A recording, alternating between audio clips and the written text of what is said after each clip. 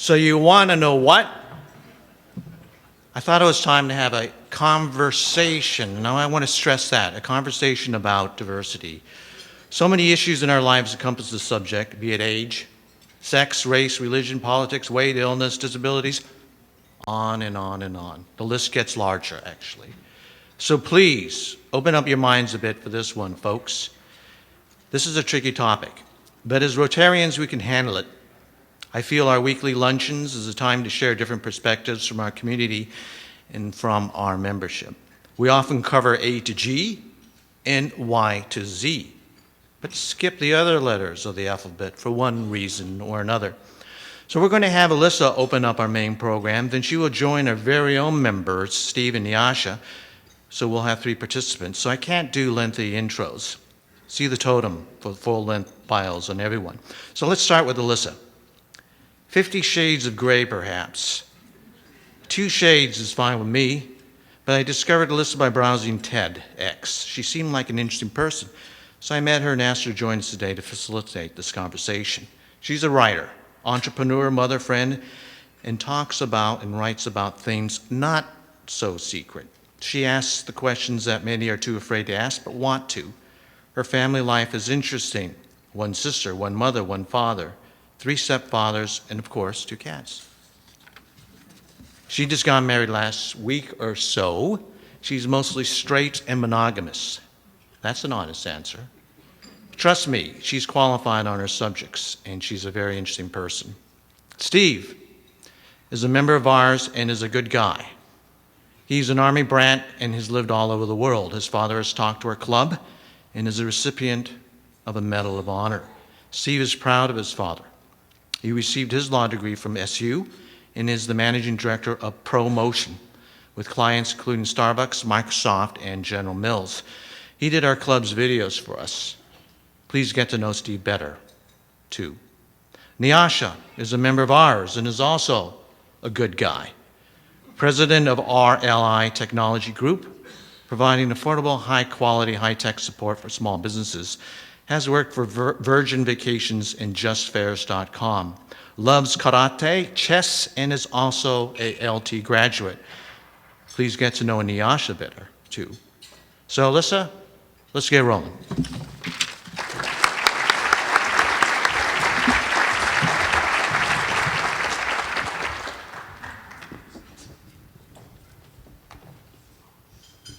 Is this on? Oh, it is. I love that Paul mentioned 50 Shades of Grey. Since those 3 incredibly horrible, terrible, worst written books ever came out, I have gotten to spend more time talking about ropes, handcuffs, whips, butt plugs, and all sorts of other things than you can imagine. And I find it as horrifying as you do. I promise. The thing that book did, or those books did, that people like me, and I host a weekly radio show, I talk to large groups like this, small groups, I talk to public schools, I talk to parent groups all about sex. And those books accomplish something that an army of people like me have not been able to do, which is they got people to admit that sex is a part of our lives and that it matters. And in all those talks that I give, Paul discovered me through a TEDx talk, others have discovered me through Slutwalk, others have found me through my blogs and radio show and had me talk to corporate groups, groups of kids, groups of parents, and they're all widely different. Some people want to talk about BDSM, some people want to talk about gay rights, some people want to talk about birth control, but what I found is that everybody wants to talk about intimacy and being connected and knowing that they matter and knowing that you do not need to be ashamed for who you are. So when I tell people I'm a sex writer, they immediately picture 50 Shades of Grey. What I picture is more like Mother Teresa. I picture myself out there saying, it's okay. You are worthy of being loved. It's okay. You are allowed to be happy. It's okay. Who you are matters. You are valuable in this world. I just get the extra fun of talking about sex also, which, let's admit, is really, really fun. So when Paul contacted me and said, do you want to come talk about sex and sexuality at the downtown Rotary? I thought, are you kidding me? Why would I want to do that? They're going to think I'm weird. And then I realized that's exactly what I want to do. Because you guys in this room not only are open enough to invite me to come have this talk, But you have the power to create real and meaningful change in a real and meaningful way. And you can do it in your homes, in your offices, and in your communities, not by actually talking about sex, but by talking about acceptance. And by understanding that intimacy means we are all valued and we can actually do something to create a better world. So how I came to do this is sort of interesting. I was raised by gay men in a time when there was absolutely no gay men on TV. So in my young life, and Sue's nodding because Sue McNabb knows me, and my awesome gay dad, when I was growing up, that meant I was really ashamed and really fearful. So in my formative years, when I was discovering my own sexuality and who I am in the world, most of it was consumed with the hatred that I felt the world had around me from my father, who I knew as the nicest, kindest, most compassionate man in the world. After that, well, not after that, he's still my father, I graduated from high school and I suffered an incredibly violent rape, which is something I've discussed widely around the world. And that went into my developing sense of sexuality. Well, what do you do with that? That's crazy. And then I realized, and actually Steve just gave me a new term today, that I'm a very sexually generous person. And it was in a world where we were told to be ashamed of that. And so somehow all of those things converged, and I realized that this is incredibly vital. This is why I do what I do. Fast forward, as Paul said, I got married last weekend.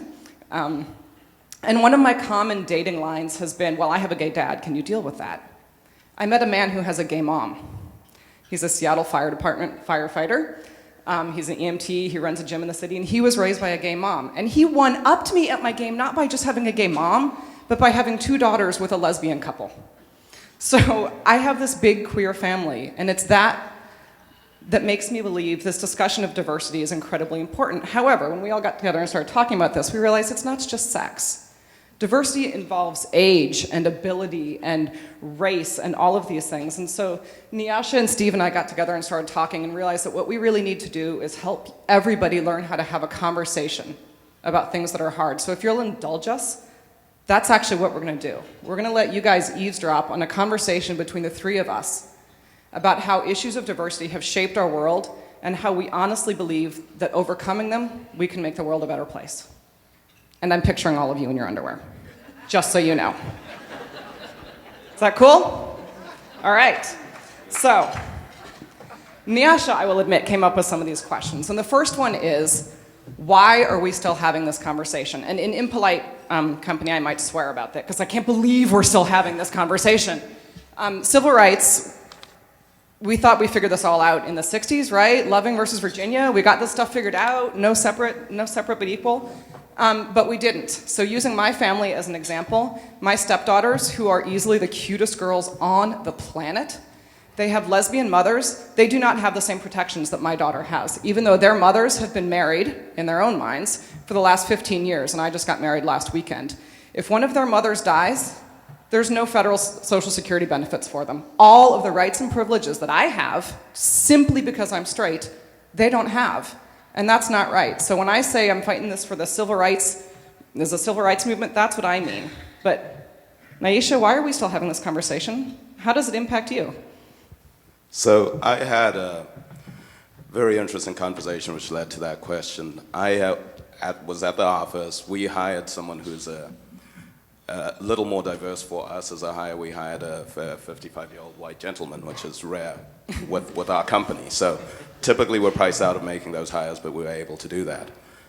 As part of a conversation with him, he had mentioned the slavery word numerous times. So he said, well, I don't want to be treated like a slave by this client. They're treating me like a slave. And he mentioned it numerous times. And we have an African-American gentleman who sits next to me, who that's his heritage. And in talking to the white gentleman about why it was that this was a major impact and why he might not understand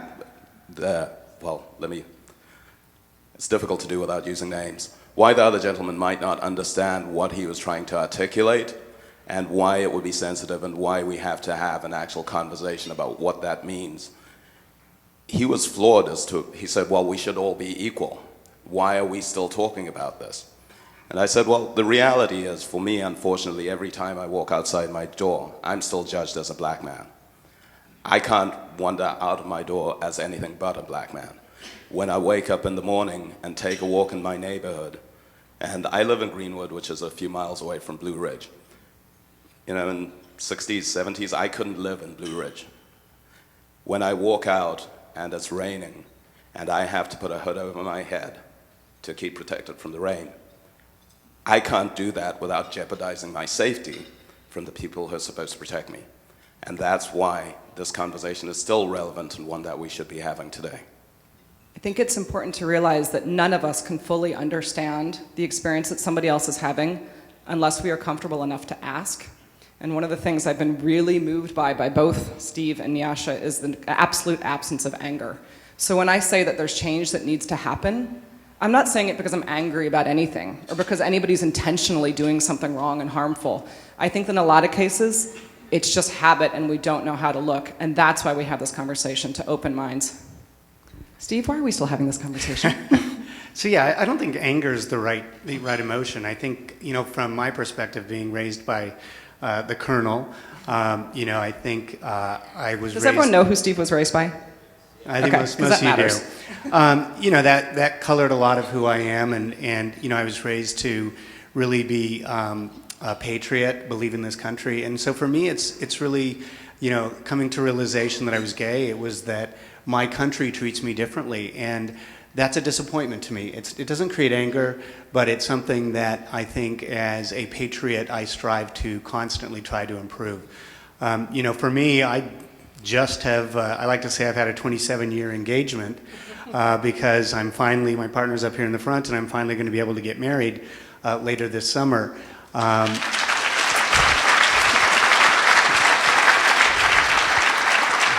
I like to say he's very pretty but not very smart because he's going to marry me after all this time. But I mean, seriously, I think that, when you realize that the IRS taxes us, we have to file jointly. So if one of us is in a lower tax bracket, it moves us into the higher bracket. And yet, even though the government will tax us jointly because we're in a registered domestic partnership, we don't get any of the Social Security benefits. So, there's this sort of view that you look out at things and you say, no, our government treats people fairly, even if we haven't been able to move past it individually, that we live in a society where there are structures and systems in place that are not equal and are not fair. I think that I like to think I'm beyond all of that, but when we were having our conversation, I grew up all over the world.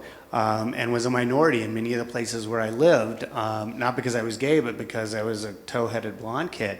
And I like to think that I don't have a racist bone in my body, but we talked about the fact that if I'm walking down the street late at night and there's a group of 5 or 6 young black men who are walking down that street coming towards me, I have a different reaction to that than I have if it's a group of young white men. So, does that make me racist? I don't think it does. It makes me aware. What's worth pointing out is that I would have the same reaction to black men or white men walking down the street. I would be scared of a group of both. One thing that I often point out, especially when I talk to business groups, and I'll have business leaders look me straight in the face and say, oh, I'm not homophobic, I would never, ever, ever treat them differently. And I'm like, well, but yeah, you probably do. They probably have different benefits. Do you cover their spousal benefits? And they'll say, oh, well, that's different because we don't have to. And I often say to them, how would you feel or would you ever say the sentence, he's a great employee, but I'm not going to give his wife benefits because they're black? And it's a very, very similar thing that I hear when somebody says, oh, well, there's nothing wrong with them, but I can't give them benefits because they're gay. And to me, it's really a very similar thing. And until that conversation no longer has to happen and all humans are treated equally, whether they're black or white, male or female, gay, straight, bi, poly, in a wheelchair, or anything else you can think of, we have to have this conversation. So the next question that we came up with was, what experience made you realize that you were treated differently in this world and that society at large just didn't care? They thought it was okay. You want to take this one first, Steve? So, again, being raised by the Colonel was an interesting experience. Having grown up overseas, I guess I was very comfortable from the earliest days of being different. And so I'm one of those people who I knew I was gay from the earliest, my earliest childhood memories. I think on the one hand, I feel really lucky because the thing that I learned from my dad was that integrity and honesty and being able to look in the mirror and be proud of who you are were really important values. And I think more than anything else, those sort of framed my perspective on me. I never felt that, I never felt that I was wrong or different or anything. I felt like I was just a normal, ordinary person who just happened to be gay. I like Paul's given me some props here, so I'm going to pull these up. I like to do the analogy that, when it comes to things like flowers, we can look at this and we accept that I don't have to show you something that looks exactly like this for you to know that it's a flower. And we accept the diversity that exists in nature across these huge spectrums, whether it's a flower or a leaf, and what does that look like? But when it comes to human sexuality, for some reason we think that it's, it's two things. It's either this or it's that. And so the reality is, to me, is that there's just so much of a spectrum. I think, I was headhunted out of law school by Russell Investments, and that was one of my first experiences where I really realized that maybe I was a little more open than even I was aware of. They had headhunted me out, and I convinced Brian to come to the holiday party. So they had a big, huge company holiday party. I thought, sure, you bring your spouse, right? So I dragged him to the holiday party. We were there, and it turned out that there were a couple guys who'd worked at the company for like 10 years who always brought women dates. So that was as close. We have a name for those, right? That was as close as they got. So the next Monday, I came into the office, and on my desk was a coffee cup with a red, white, and blue donkey waving American flags, and a note that said, "We thought you were kidding when you said you were a Democrat." Anybody need me to explain that one? You all got it, right? And to me that was great because that was, I knew that I was not what they would consider probably their average employee. I knew that I was probably pushing the boundaries a little bit, but it was a wonderful way for me, for them to be able to say it, to engage in the conversation. I don't think they were at a spot back then, because this was the 80s, yeah. For them to actually engage in a dialogue, but they were certainly trying to communicate to me that even if I was a Democrat, I was probably okay. Does your story have such a happy ending when you realized you were different? So I grew up in Zimbabwe. I was born in what was then Rhodesia and Salisbury. And so my early memories of when I was about 5 include walking downtown with my mother and having to leave at a specific time because we still had signposted segregation. Fast forward a little while as probably about a 12-year-old kid making a trip to South Africa and staying in Soweto. After years of freedom in Zimbabwe, the realization was not there that people still thought that way. And taking my brother into the restroom and being confronted, one, not understanding that the sign said no blacks, and being confronted by a grown person about why we were in there doing something which people should be free to do. I think for me, more than anything else, coming here was a huge awakening. I always thought that in the United States, you have the idea of what happens there, right? Everyone's free, you're able to do what you want. I think the challenge for me in observing my society as it is today is in these two situations we had signposted segregation. It was really easy to see, right? There's no entrance for you here. The challenge today, at least as far as I see it, is, and especially when talking to my professional associates and other people, they're seeing that ceiling for them as far as how they can go, right? They know where that ceiling is. Beyond this point, there are no people who look like me.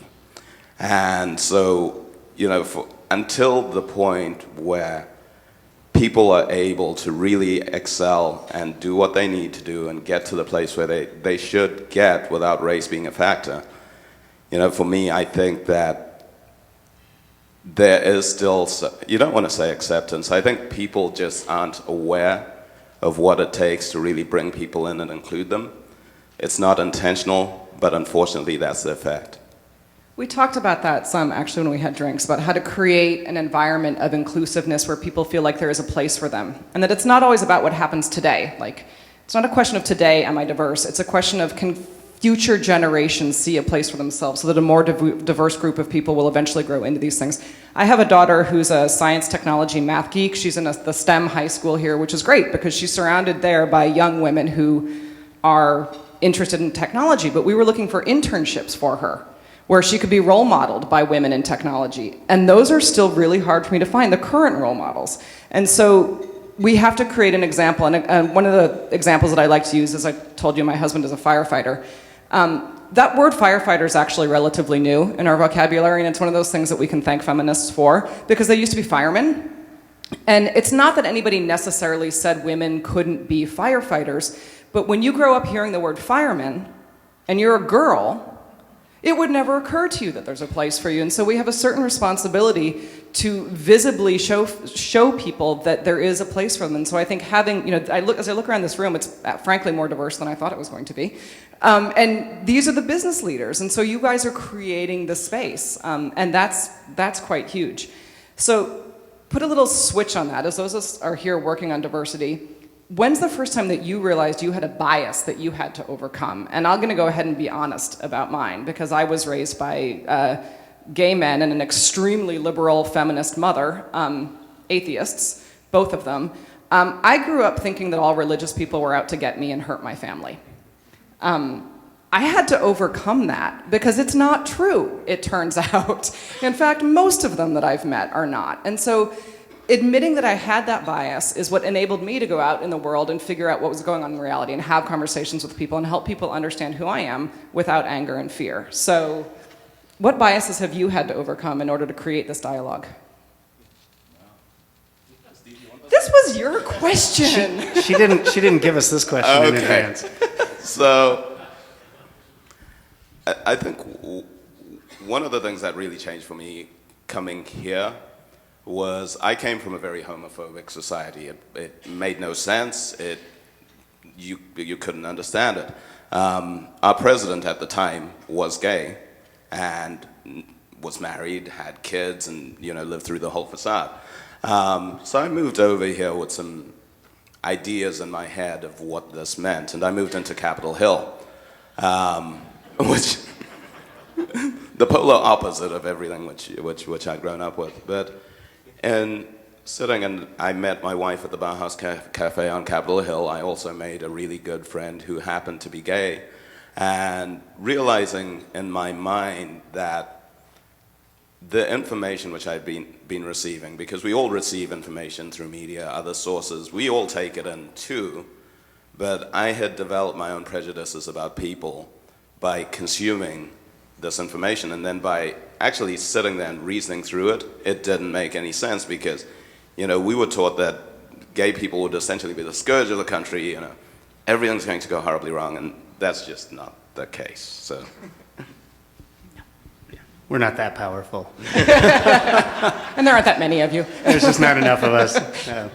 I'll, to be brutally honest, when I was first approached about joining Seattle 4 Rotary, I thought, and you saw the video we did, we kind of made fun of it a little tongue-in-cheek, was that, Seattle 4 Rotary, isn't that just a bunch of old white guys? A lot of concern about, how accepting is this club going to be?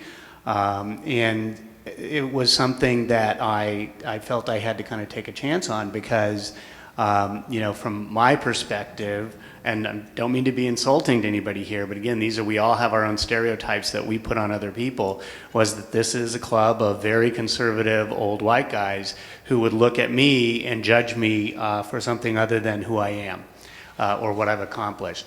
And I have to tell you that, I had the great pleasure of having an introducer who basically made me feel very, very comfortable. I don't know if those of you who were here when I was introduced, but he made sure that Brian was here, and he actually had him stand up, which they don't generally do with significant others and spouses. So sorry, Brian. It really kind of changed. I realized at that particular point in time that my assumptions, that the judgments that I was having, even about who the members of this club are, was fundamentally flawed. And I think I was just extremely grateful and extremely lucky that was the introduction that I had. I think that the through line that I'm seeing here, and that I actually see often, is that sometimes I think people are inherently afraid of that they don't know. There's nothing mean and horrible and guilt-inducing about that. It's just simply a fact. And I think one of the best things that we can do is eliminate the whole that which they don't know part, right? So Steve being kind of awesome, really, and being gay and being totally open about it helps us all, probably helped some people in the world realize that maybe gay people aren't that horrible, There's nothing to be scary. I don't know, you're black, right? Okay, so, and I know we had a black man, a gay man, and a woman up here, so I just had to make sure I knew who was what. But the more that you get to know that is different, the more you realize we aren't that different. Fundamentally, we all have hopes, we all have dreams, we all have skills, we all have weaknesses, and we all have fears. That our job guiding each other and creating a world is eliminating that fear part. And I think that's incredibly powerful. And I get that all the time with what I do, let me tell you. And I always get to tell people you're not that different. Trust me, whatever you're into. So our last question, I want to do this really quickly because I'm really hoping we have time for questions from the audience. And so our last question was essentially a call to action, right? How do you, as business leaders, actively create, what is something tangible you can do to actively create diversity and acceptance in your business? Because that will, in fact, create it in the world. And my little trick is just as simple as looking at your benefits. Make sure you're actually treating people equally and making sure that people feel safe admitting that they are gay, straight, purple, whatever. What do you actively do in your community, in your business? So I, as a newer business owner, came to the realization we would put out hiring announcements, and we get the same group of people in our interview pool all the time.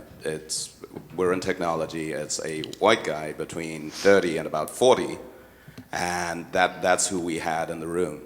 And in looking at how we were hiring, because I think ultimately by having the same group of people, we were at a disadvantage. We needed to make a change. Trying to get a little more diversity in that room meant a lot of work. So I reached out to people with networks that I knew. Skip Roland was one, a few other people, to try expand the reach of that message. A lot of the minority groups have their networks that they're part of, like Rotary's a network and there's other networks.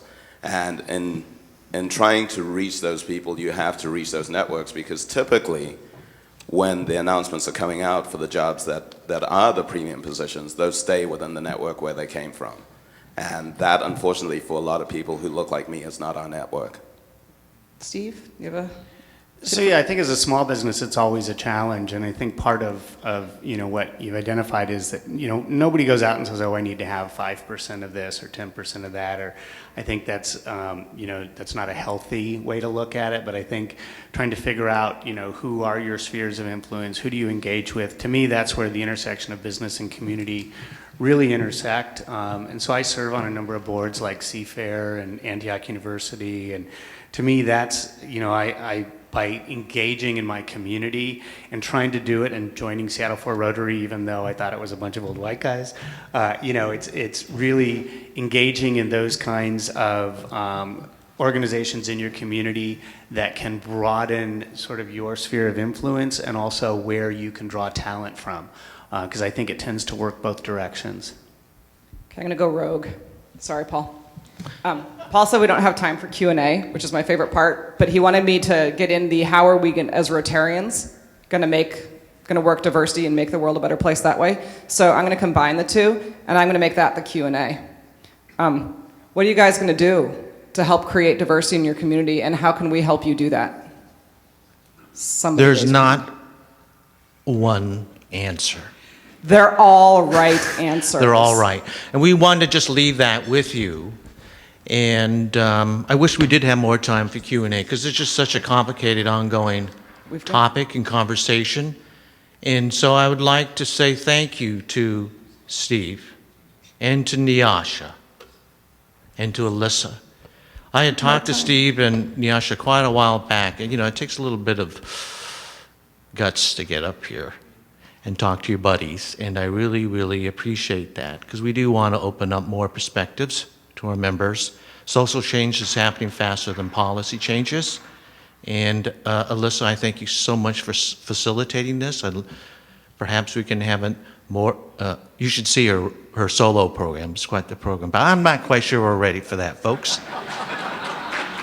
I'm very Googleable, which I know sounds kinky when I say it. Yeah, but thank you very much. Seattle Rotary Online is made possible in part by a grant from First Choice Health, working with the Washington Health Information Collaborative to use technology to bring better health care to patients throughout the Pacific Northwest. First Choice Health.